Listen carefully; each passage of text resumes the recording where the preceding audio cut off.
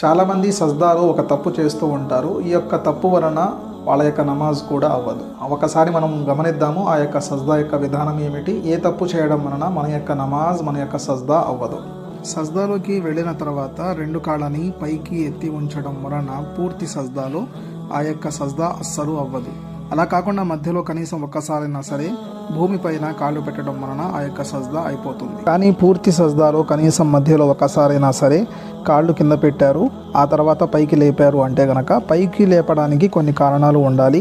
అనగా మీ యొక్క శరీరంలో ఏదైనా ఇబ్బంది కానీ లేదంటే ఏదైనా బాధ కానీ ఉన్నప్పుడు మాత్రమే కాళ్ళు అనేవి పైకి ఎత్తాలి.